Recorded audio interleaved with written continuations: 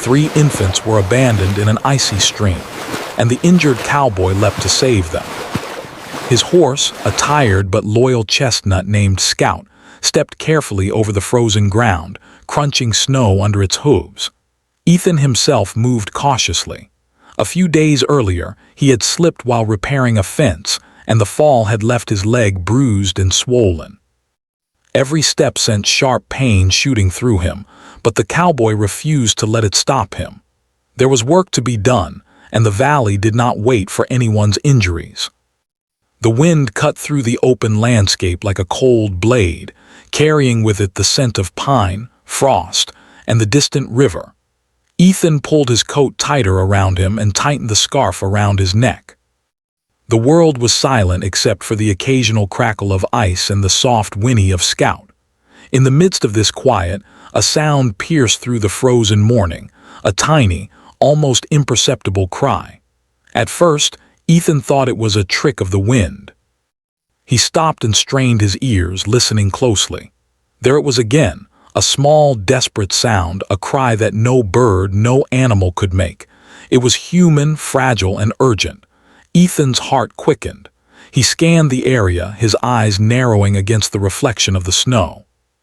The cries seemed to come from the direction of the narrow stream that cut through the valley.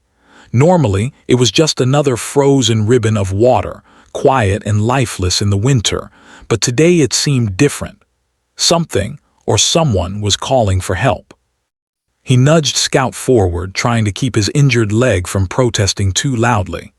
Each step was a reminder of the fall, a dull ache mixed with sharp jolts, but the cries pulled him onward. "Hold on," he whispered under his breath, though he wasn't sure if he was speaking to the sound or to himself. "Hold on, I'm coming."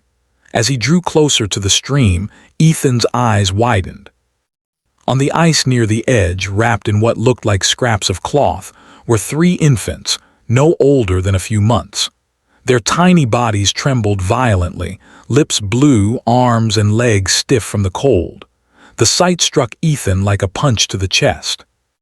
He had seen many things in his life, storms that tore through the valley, cattle lost to snow, harsh winters that tested men and animals alike. But this was unbearable. Instinct overrode thought. He dismounted, ignoring the sharp pain that shot through his leg. Scout snorted and stamped its hoof, uneasy at the sight, but Ethan barely noticed. He moved carefully onto the ice, aware that a single misstep could send him plunging into the freezing water. The stream was shallow, but the icy current could still sweep a man off his feet. Still, the infant's cries grew louder, and he could not wait for caution to dictate his actions. Ethan reached down with trembling hands. The first infant was the smallest, barely weighing more than a sack of grain. The baby's eyes fluttered open, searching, but it seemed too weak to cry out again. Ethan wrapped his coat around the tiny body, holding it close to his chest. He could feel the baby's little heart beating faintly, a fragile rhythm against his own stronger one. The warmth of his body was the first comfort the child had known. One by one, he picked up the other 2 infants. Their tiny limbs were stiff, faces pale, lips tinged with blue. One of them made a soft whimper, and Ethan whispered soothing words, the kind he had never thought he would need. "It's okay, I've got you, you're safe now." The sound of his own voice, steady and calm, seemed to help calm the children slightly. The cold water lapped at his boots as he struggled back toward the bank. Each step was agony. His leg throbbed violently, and snow and ice made the footing treacherous. Ethan could feel his strength waning, but he did not dare pause. The thought of leaving these innocent lives in the freezing stream was unbearable. The world outside the valley could wait. The infants could not. When he finally reached solid ground, Ethan sank to his knees, panting and trembling. He tore his coat further, wrapping the babies more securely, trying to shield them from the bitter wind. One of the infants, the largest, began to cry weakly, and Ethan rocked it gently. The sound of the crying was both heart-wrenching and relieving. It meant life, even if faint and fragile. He looked around. the snow stretching in every direction, the valley silent except for the wind. There was no one in sight. Whoever had left these children here had vanished, leaving only fear and desperation behind. Ethan did not pause to judge or question. There was no time for anger, no time for blame. Right now, there was only the task of keeping these 3 little lives alive. Ethan assessed his surroundings. His cabin was still several miles away, a long, arduous walk in the snow, but it was their only hope. The thought of moving filled him with dread. Every step could worsen his injury. Every moment spent in the open could cost one of them their life. He could not call for help. There was no one close enough to hear. For now, the responsibility rested entirely on him. He adjusted the first infant on his chest, holding it securely with both arms. The second infant he tucked inside his jacket, keeping it close to his side. The third, the smallest, he held gently in one arm, supporting its head with his hand. It was a precarious balance, and one wrong move could send them all tumbling back into the ice-cold water. But Ethan had faced danger before, and while he had never faced anything like this, he knew fear could not control him. Slowly, carefully, he began to move forward. Each step was deliberate. He leaned on a sturdy branch that had fallen across the snow, using it as a makeshift staff to help balance. The wind blew sharply, trying to knock him off course, but he kept his eyes on the distant ridge where the first trees of the valley appeared. Beyond those trees was shelter, warmth, and safety, but the journey would be long.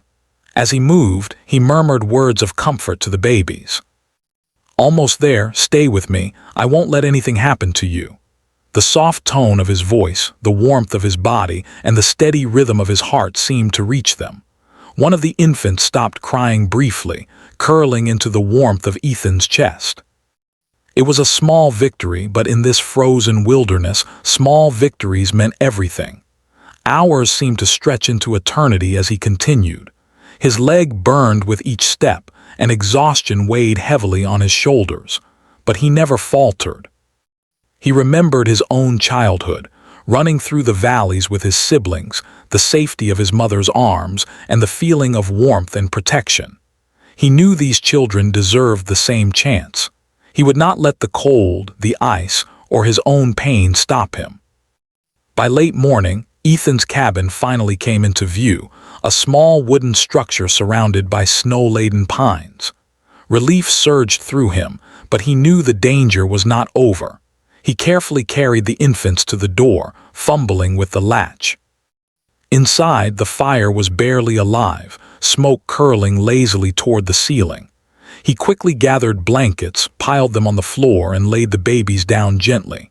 For a moment, he simply sat, breathing heavily, listening to the sound of their soft breathing. None of them were gone. None of them had been lost. And for now, that was enough. Outside, the wind howled through the valley, but inside the cabin, warmth, safety, and hope began to take root. Ethan sank back on the floor, exhaustion pulling him toward sleep, but he kept watch over the infants, determined to stay awake as long as it took. He knew this was only the beginning. Questions would come, help would arrive eventually, but right now, the only thing that mattered was life. Each tiny chest rising and falling, each small hand curling against his coat, reminded him that courage was not about strength alone. It was about choosing to act when no one else could. And Ethan Cole had made that choice. Outside, the frozen stream flowed silently, hiding the horror of what had been left there. Inside the cabin, a man and 3 babies began their fight for survival, bound together by fate, courage, and the unspoken promise that he would not let them go. Ethan sat on the rough wooden floor of his cabin, his back pressed against the wall, and looked down at the 3 tiny figures wrapped in his torn coat and blankets.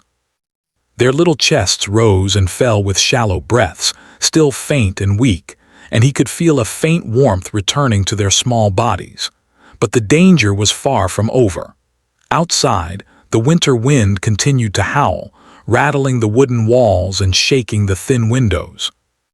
Even inside the cabin, The cold clung to him, biting through his coat and settling in his bruised and aching leg. He forced himself to rise, leaning heavily on the edge of the table for support. Every movement brought sharp pain through his leg, reminding him of the fall that had put him in this situation. But he had no time to think of himself. The infants were helpless, and he could feel every second counting against them. Ethan gathered more blankets and piled them on the floor near the small fire, creating a soft nest for the babies. He gently placed the first infant down, smoothing the blanket over it and whispering, "Stay warm, just stay warm." The second infant he laid beside the first, careful not to let the tiny body slide or touch the icy floor beneath the blankets. Its lips were tinged blue, and its tiny hands twitched weakly. He rubbed the baby's arms gently, trying to warm them without causing pain. Finally, he placed the smallest infant on the edge of the blanket pile, holding its tiny head carefully in his hand, checking its breathing and pulse.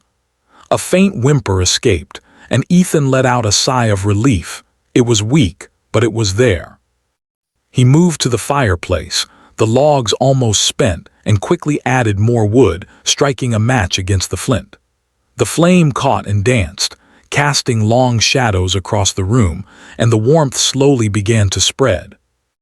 Ethan returned to the infants, speaking softly to them as though the sound of his voice could drive away the cold. "You're safe now. I won't let anything happen to you." The words felt strange coming from him, a man used to the silence of the open land, but he hoped they carried comfort. Hours passed. Ethan refused to leave the side of the infants for more than a few moments at a time. He checked them constantly, rubbing their hands and feet, adjusting blankets and whispering words of encouragement.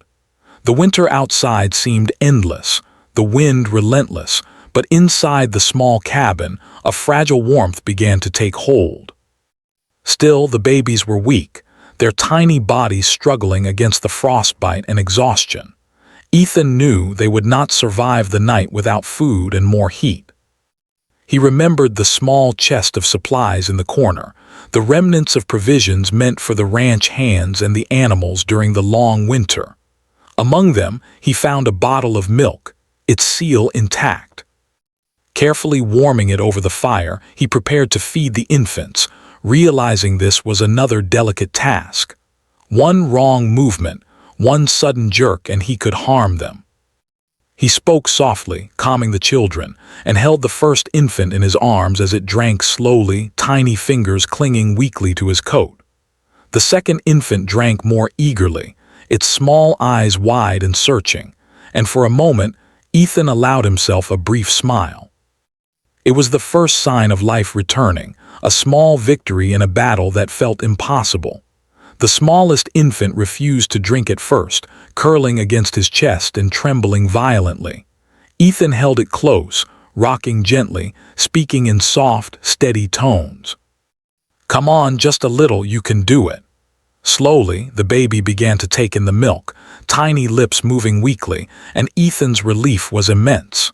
The day stretched on, the cabin growing warmer but still cold enough to make every movement painful. Ethan's leg throbbed with every step, every shift of weight, but he refused to sit still for too long. He knew that if he stopped for even a few minutes, the babies might suffer. He built up the fire as best he could, using every scrap of wood in the cabin. Smoke curled lazily toward the ceiling, and he hoped it would not be too much for the infants to breathe, but the warmth was essential. By mid-afternoon, Ethan's energy began to falter. His arms ached from holding the babies, his legs screamed with every movement, and exhaustion pressed heavily on his shoulders.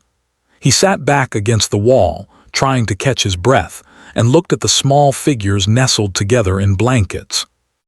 Their eyes closed, tiny bodies curling instinctively against one another, reminded him that they were alive, but barely. Each weak breath was a reminder of the danger that still surrounded them. Ethan realized he could not manage this alone for long. He needed help. The nearest town was miles away, and the snow made travel difficult, even for a horse. His mind raced as he considered options. He could send Scout for help, the horse trained to carry small messages in emergencies, but the journey would be harsh, and he worried about leaving the infants even for a moment. Yet, there was no other choice. Their survival depended on someone with medical knowledge reaching them soon. With careful planning, Ethan prepared a message. Using a scrap of paper and a pencil, he wrote a note explaining the situation. 3 abandoned infants found in a frozen stream, weak but alive, and in need of immediate care. He wrapped the note securely and tied it to Scout's saddle. Gently, he patted the horse's neck and whispered, "You're their only hope now. Be careful." Scout whinnied softly, understanding in its own way, and Ethan released the horse into the snow, watching it disappear into the distance. Alone again, Ethan returned to the infants.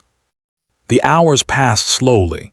Each minute stretched into an eternity as he monitored their breathing, adjusted blankets, and whispered words of comfort.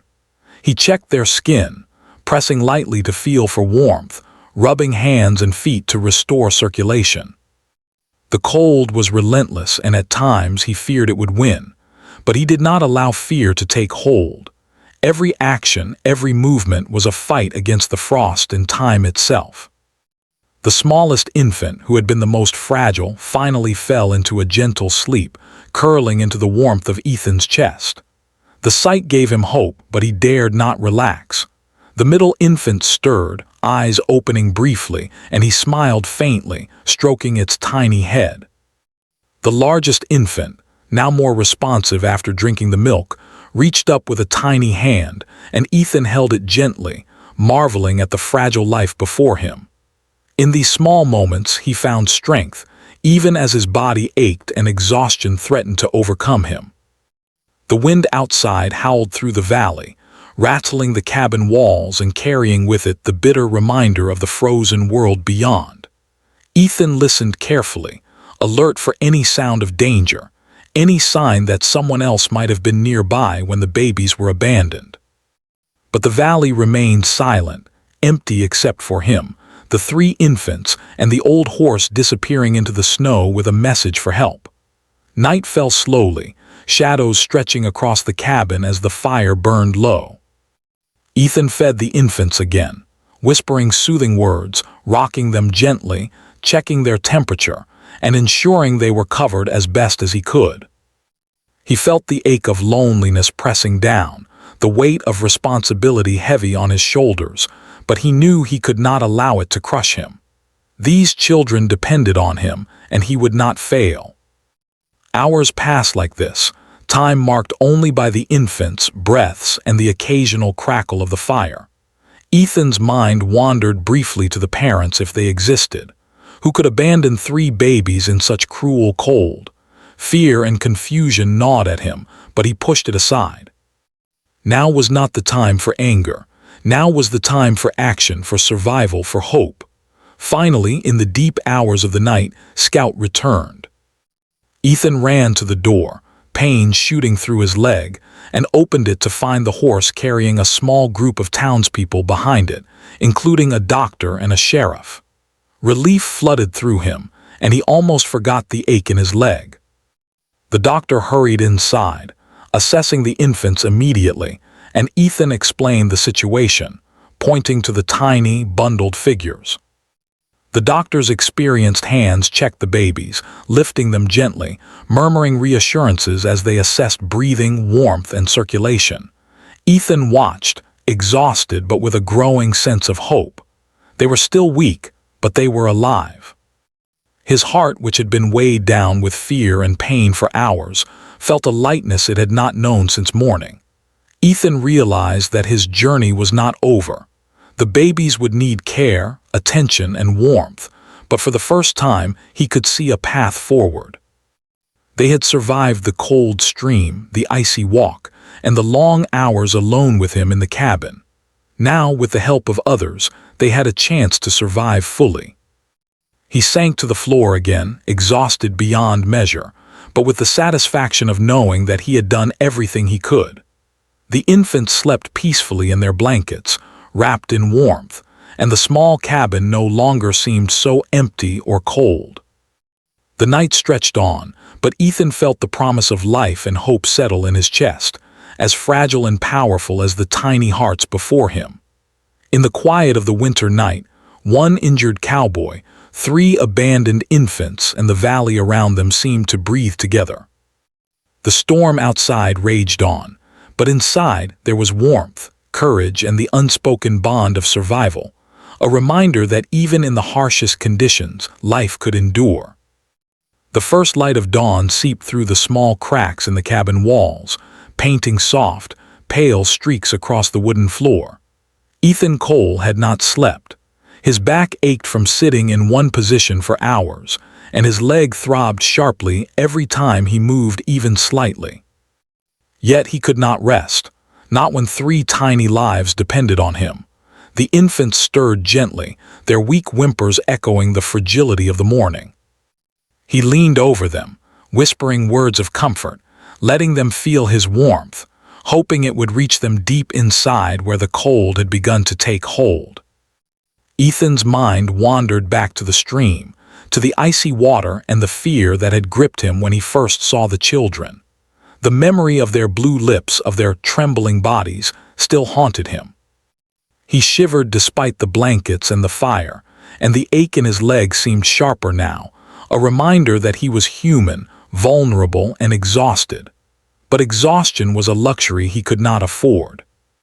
Each infant was a world unto themselves, fragile and trusting, and he was all they had. He checked the first infant, the one who had been the smallest and weakest. Its tiny chest rose and fell slowly, and Ethan pressed his hand gently to feel its warmth. He had been rubbing its arms and legs for hours, trying to restore circulation, and though progress was slow, there was progress. He murmured softly, "You're safe now, I won't let the cold take you."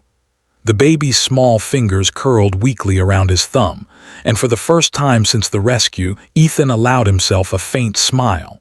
It was not victory, not yet, but it was hope. The second infant was now slightly more responsive, eyes fluttering open to look at him. Its gaze was soft and unsure, but recognition seemed to glimmer in its tiny eyes.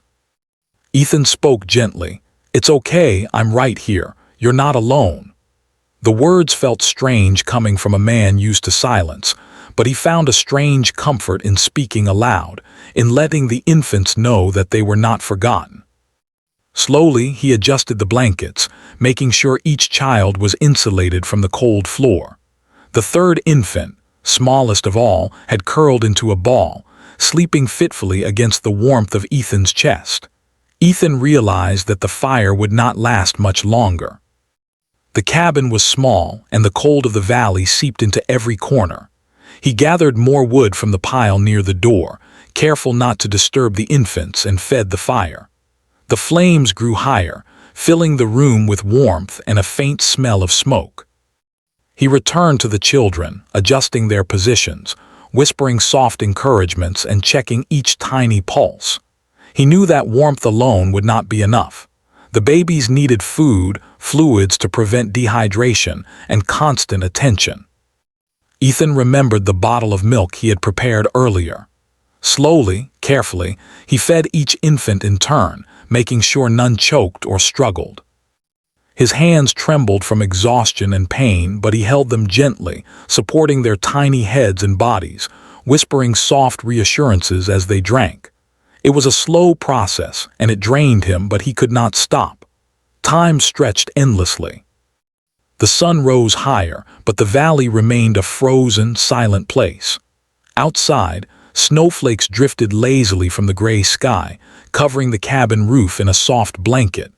Ethan glanced out the window, worried about the hours it would take for help to arrive. He had sent Scout for assistance, but the snow slowed even the fastest horse.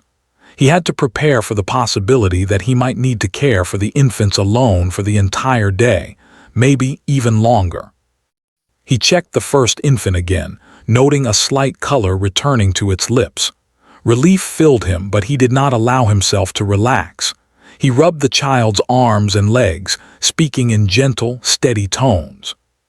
"That's it, stay warm, stay with me." The second infant squirmed slightly, reaching out with tiny hands, and Ethan adjusted the blankets, holding it close to share his body heat. The third infant shifted against his chest, stirring slightly, and he murmured, "I'm right here, I won't let go." Hours passed in a blur of feeding, adjusting blankets and whispering soft words of encouragement. Ethan's leg throbbed constantly, a dull, persistent pain that never left.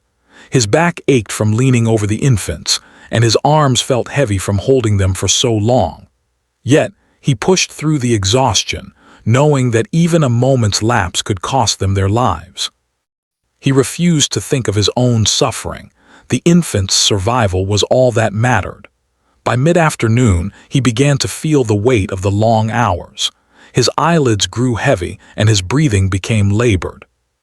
He leaned against the wall for a moment, closing his eyes, only to feel a stir from the smallest infant. Its tiny hand brushed his chest, and he realized that even a second of inattentiveness could harm them. He shook off the fatigue, forcing himself to focus. Survival was not a game. It was a delicate balance of warmth, food, and constant care. The fire needed tending constantly. The logs burned quickly in the small stove, and Ethan had to keep adding more to maintain a steady warmth. The valley outside was merciless, and even the cabin could not hold back the cold entirely. Each crack of ice, each gust of wind rattling the walls reminded him of the fragility of the moment. He spoke softly to the infants as he worked, letting them hear the sound of a calm voice, a human presence they could trust. He fed them again, carefully measuring the amount each infant drank. The first had begun to show more color, lips turning a healthier shade of pink.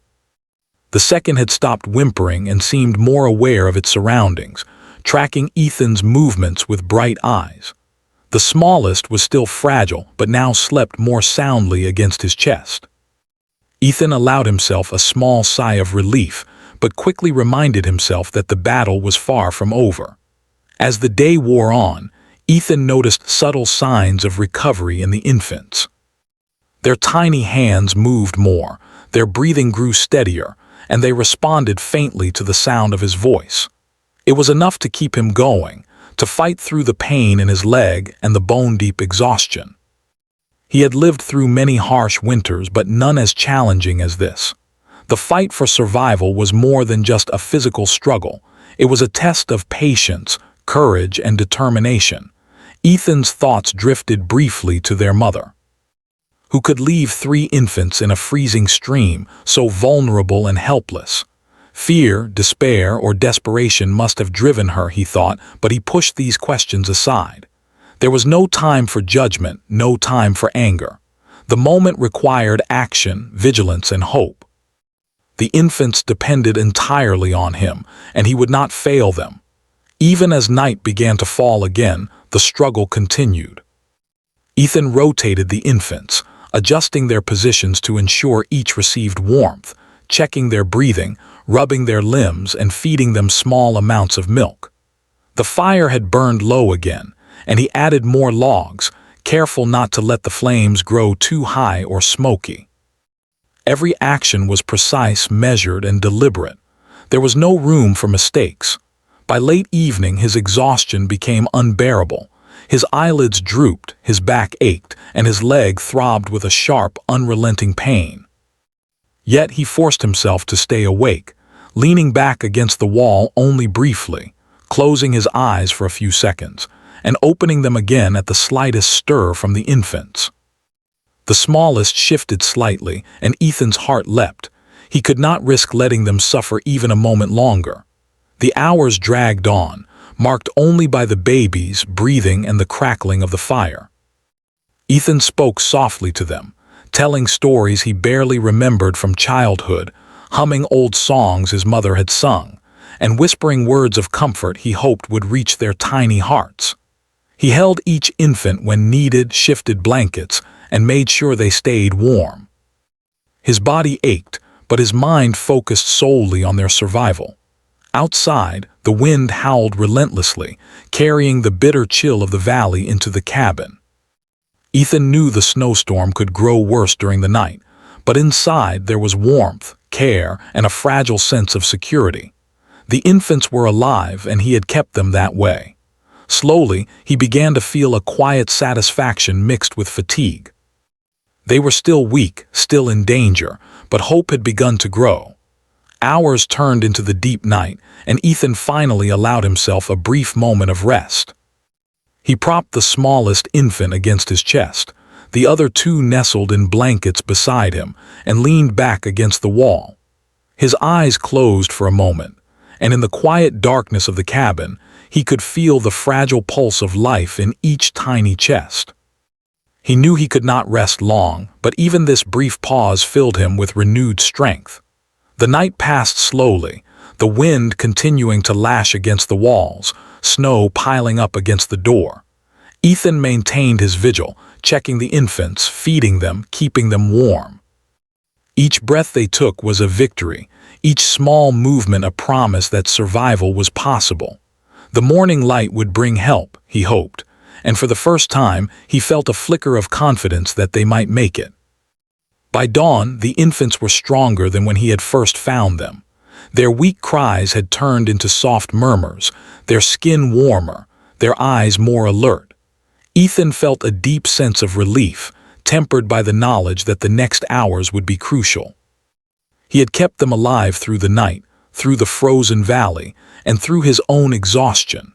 Now, with help on the way, the chance of their survival had grown far higher than it had the previous morning.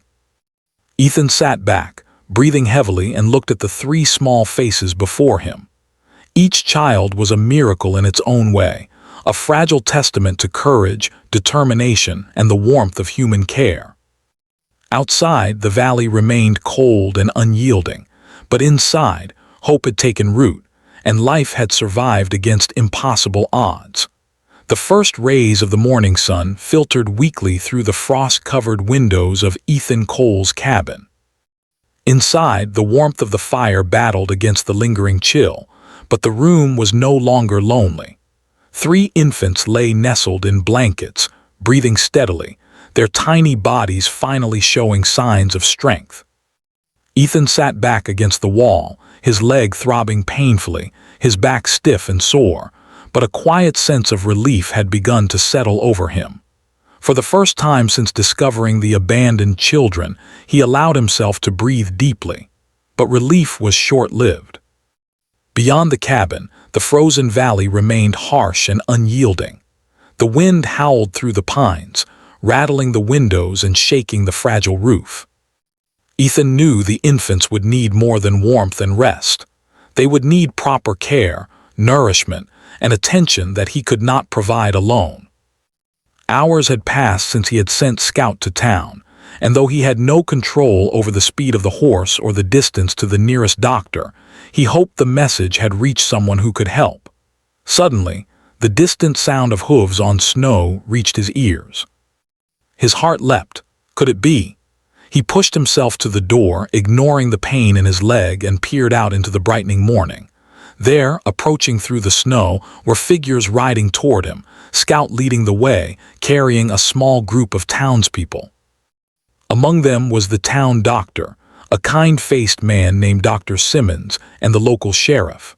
Relief flooded Ethan, and for the first time in nearly 24 hours, he allowed himself a small smile. The visitors reached the cabin, the crunch of their horses' hooves muffled by the deep snow. Ethan helped guide them inside, careful not to jostle the infants, and immediately the doctor knelt beside the small children. His hands were gentle but sure as he examined each infant in turn. Ethan explained everything, from the moment he had found them in the icy stream to the struggle of keeping them alive through the long, frozen night. His voice was hoarse from fatigue, but he spoke with quiet determination, emphasizing how fragile the infants had been and how quickly they had begun to recover under his care. Dr. Simmons nodded gravely, assessing the children carefully. "They're weak," he said softly, "but alive. You've done more than anyone could have hoped, Ethan. If it weren't for you, they wouldn't have made it through the night." Ethan felt a warm flush of pride but also a sharp pang of exhaustion. His body ached from hours of holding, feeding, and keeping the infants warm, yet hearing the doctor's words gave him a renewed sense of purpose. He had saved them. He had done the impossible. The sheriff stepped forward, a serious expression on his face. "Ethan," he said, "we need to know what happened here. Who left these children in the stream?" Ethan shook his head, weariness heavy in his eyes. "I don't know. There was no one around. I found them like this, alone in the ice." His voice was quiet, tired, but firm. "Right now, that doesn't matter. What matters is keeping them alive." The sheriff nodded slowly, understanding the gravity of the situation. As the doctor wrapped the infants in clean blankets and prepared to transport them to town for further care, Ethan sat back and watched, exhausted. His mind wandered, thinking of the person who could have done this. Desperation, fear, or ignorance must have driven them to abandon such helpless lives in the frozen stream. Yet he knew that blame could wait. The children were alive, and that was enough for now. Once the infants were safely secured, the doctor and sheriff returned to the cabin, their expressions serious. "Ethan," Dr. Simmons said, "we need to understand the circumstances. Someone abandoned these children, and it's our duty to find out why." "You did everything right, but the town deserves answers." Ethan nodded, still weary but resolute. "I will help however I can, but please first make sure the babies are safe." Word of the incident spread quickly through the small town. People came to the cabin, bringing supplies, blankets, and food, eager to help. Ethan, still recovering from his injury and exhaustion, was overwhelmed by their generosity. The townspeople had known him for years as a quiet, dependable man, but even they were astonished at his courage and determination. Some whispered among themselves, astonished at how one injured man had managed to save 3 lives under such brutal conditions. Meanwhile, the sheriff began his investigation. He spoke to neighbors, examined the valley for signs of anyone who might have passed through, and followed the trail of Scout back to town to confirm the message had reached them. Evidence suggested the infants had been abandoned deliberately, placed in the icy stream in a way that left them completely defenseless. Ethan's heart ached at the thought, but he refused to dwell on the cruelty. He had acted when no one else could, and now the focus was on ensuring the children would survive. Later that day, a young woman was brought in for questioning. She trembled, tears streaming down her face, explaining through sobs that she had been the mother of the infants. She had recently lost her home in a fire and feared she could not care for them. Panic and despair had driven her to make a terrible choice, one she now regretted deeply. Ethan listened quietly, his heart heavy. He could see the desperation in her eyes, the raw fear and sorrow. It was a reminder that life could be cruel, that people sometimes acted in ways that seemed incomprehensible until one understood the fear and pressure behind them. The town faced a difficult decision. The mother had acted out of fear, not malice, but the risk she had put the infants in was severe. Still, there was compassion in the hearts of those who had come to help. The doctor and sheriff discussed options, weighing justice against mercy. Ethan, his injury and exhaustion still pressing heavily on him, spoke simply, "These children are alive because we acted. They deserve care and safety. Whatever punishment is needed for the mother can come later. Right now, let's focus on saving lives." The townspeople agreed. Medical care was arranged immediately for the infants. Clean, warm blankets and nourishing food were provided, and they were placed in a safe, supervised environment until their long-term care could be arranged. The mother, still tearful and remorseful, was given guidance and support, showing her that while her mistake had been grave, it did not define her future or the lives of her children. Ethan, finally able to rest for more than a few moments at a time, sat back and watched as the town rallied around the infants. He felt a quiet pride in their recovery, tempered by exhaustion and the lingering pain in his leg. The small cabin, once a place of struggle and fear, had become a symbol of hope and resilience.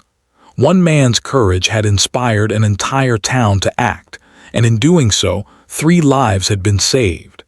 As evening fell, the doctor returned briefly to report on the infant's progress. Each child was stronger than the previous day, their cheeks pinking, their tiny hands moving with more strength.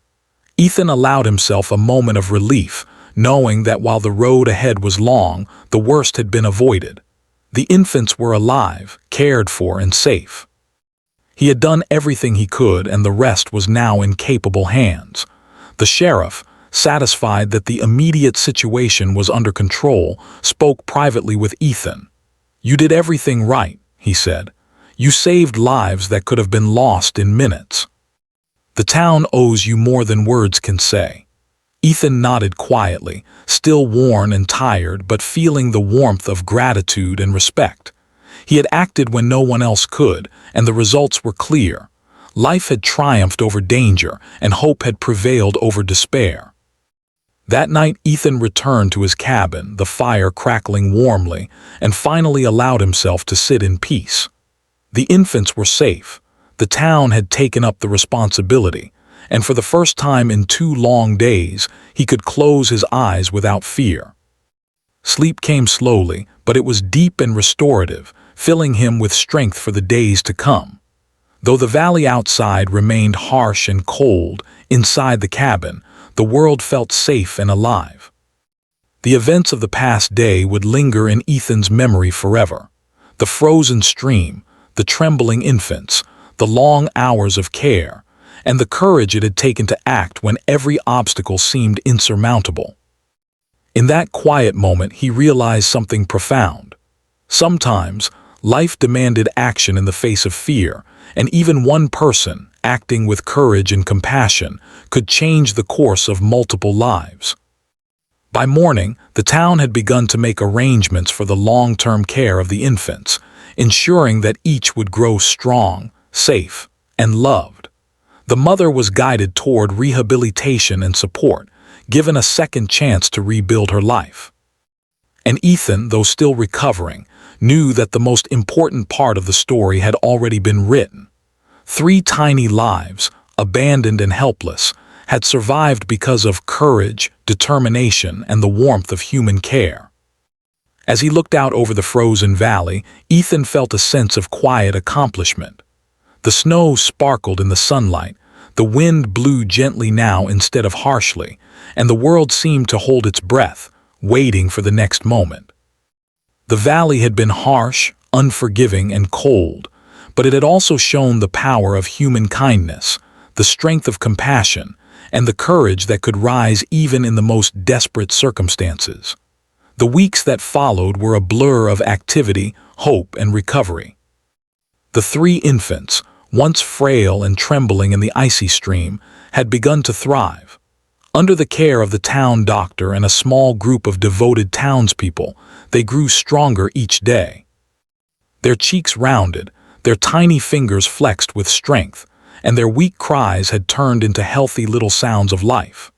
Ethan Cole, still nursing his injured leg and recovering from the long hours of exhaustion, visited the infants whenever he could.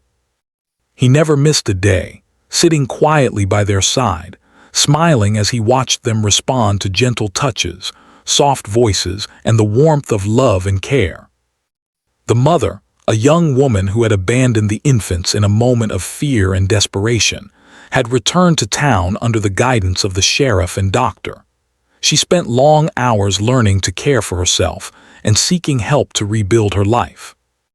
There were moments of deep sorrow and guilt, tears that seemed endless, but the town treated her with cautious compassion.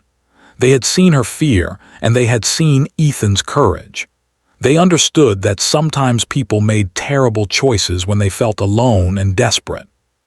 Over time, she began to regain confidence, her presence a quiet reminder of the strength that could grow even after mistakes. Ethan's own life had changed in ways he could never have imagined. The memory of that frozen stream, the trembling infants, and the desperate struggle to keep them alive stayed with him. He walked carefully now, his legs still tender, and moved more slowly than before, but he carried a quiet pride in knowing what he had done. One man, injured, alone, and faced with impossible odds, had acted, and 3 lives had been saved. That knowledge, though simple, filled him with an enduring sense of purpose. The infants had been given temporary care by the town, but plans were soon made for their long-term well-being. Families who had expressed interest in adoption were carefully screened, ensuring that each child would grow up safe, loved, and supported. Ethan watched as the first of the infants was carried away by a kindly couple, holding the baby's tiny hand in his own, feeling the fragile pulse of life that he had fought to protect. His eyes brimmed with tears, not of sorrow, but of gratitude that these children had survived, and that he had been a part of their journey. The second infant was placed with another family, and the third with a kind neighbor who had long admired Ethan's quiet courage. Each transition was handled with care, with Ethan present whenever possible, offering the calm, steady presence that had helped the infants survive those first terrifying hours. The town marveled at his dedication, his willingness to endure pain, exhaustion, and fear to ensure the children's safety. He had become a hero not through fame or recognition, but through simple, unwavering courage and compassion. As the weeks turned into months, Ethan returned to his ranch, his body slowly healing, though the memory of that day never left him. Each winter, when the valley grew cold and the streams froze, he thought of the infants, of their weak cries carried by the icy wind, and of the fragile hope that had guided him through the darkness. He continued to live quietly, helping where he could, tending to his animals, and watching over the valley he had always called home. But within him, a quiet change had taken root, a deeper understanding of life, of courage, and of the fragile thread that connected all living beings. Occasionally, the town would receive letters or visits from the families who had adopted the infants. They wrote of healthy children, laughing and learning, growing strong and bright-eyed. Ethan kept each letter carefully, reading them over and over, the warmth of their words reminding him of the lives he had helped preserve. He would smile quietly, feeling a connection to the children even from a distance, a bond that time or distance could not sever. The mother, too, gradually found her place again. She worked hard to rebuild her life, supported by the town, guided by the lessons she had learned, and inspired by Ethan's unwavering dedication to her children. She often spoke to him quietly, expressing gratitude that he had acted without hesitation, that he had preserved what she had feared lost. Though she carried the weight of her choices, she also carried hope, the hope that even after despair, life could continue, and that mistakes, while painful, could be met with understanding and growth. Ethan continued to live quietly on his ranch, but the story of the 3 infants became part of the town's memory. People spoke of it with reverence, telling the tale of the injured cowboy who had risked everything to save lives that no one else thought they could reach. Children grew up hearing about courage, compassion, and the strength that could emerge in the face of impossible odds. It was a story of survival, not just for the infants, but for the entire community, teaching lessons of bravery, hope, and human kindness. As the first anniversary of that fateful winter approached, Ethan visited the frozen stream where he had found the infants. The valley was quiet, the water flowing gently beneath a thin layer of ice, the snow sparkling in the sunlight. He knelt beside the stream, remembering the tiny bodies, the weak cries, and the desperate struggle to keep them alive. A sense of calm settled over him, a deep understanding that life, fragile and fleeting, could be protected and nurtured by courage and love. Ethan realized that the stream itself, once a place of danger and despair, had become a symbol of life and hope. The valley, with its harsh winters and frozen rivers, had tested him in ways he could never have imagined. Yet it had also shown him the power of action, the strength of compassion, and the impact one person could have on the lives of others. In his quiet way, he had changed the world for three tiny beings, and in doing so, had changed himself. Years passed, and the infants grew into healthy, happy children. Their adoptive families shared stories of their beginnings, of a brave cowboy who had risked everything to save them from the icy river. Each child carried the memory, in stories and in spirit, of the courage that had preserved their lives. Ethan, older now, with the lines of time and winter etched into his face, would sometimes visit, quietly watching as the children ran and played, knowing that the fragile thread of life he had held onto so tightly had grown strong. Even as time went on, the bond remained.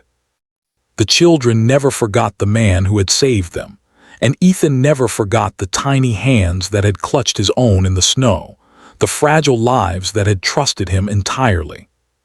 The valley, the stream, and the snow became more than just a landscape. They became a memory, a lesson, a story of courage and love that would endure long after the cold had passed. Ethan continued his quiet life, helping his neighbors, tending his animals, and living simply, but the events of that winter remained a constant presence in his heart. Each year, as the snow fell and the valley was covered in white, he remembered the frozen stream and the tiny lives it had nearly claimed. And he smiled quietly, knowing that even in the harshest conditions, life could survive, hope could endure, and courage could shine like a flame against the cold. Through his actions, Ethan had shown that true bravery is not always in grand gestures, but often in quiet, persistent care, in risking everything for others, and in choosing to act when no one else can. The three infants had survived because of him, but in saving them, he had also found a deeper understanding of humanity, compassion, and the enduring power of hope. In the end, the valley was no longer just a place of hardship. It was a place of life, warmth, and remembrance. The frozen stream, once a symbol of fear, had become a reminder that even in the darkest, coldest moments, courage and love could prevail. Ethan's story, the story of the three infants, and the story of a town coming together in compassion would be told for generations, inspiring countless others to act with bravery and kindness, no matter the obstacles. And so, life went on. The infants grew into children full of laughter and strength. The mother rebuilt her life, learning from her past, surrounded by a community that had seen fear, despair, and courage, and had chosen hope. Ethan returned to his quiet life, forever changed by the experience, carrying with him the memory of the frozen morning, the icy stream, and the fragile hands that had clutched his own. In the hearts of all those who witnessed the events, and in the lives of the children who survived, the story of that winter remained, a story of courage, love, and the enduring power of human kindness. And Ethan, the injured cowboy who had leapt into danger without hesitation, continued to walk the valley, quietly proud, quietly humble, and forever a guardian of life and hope.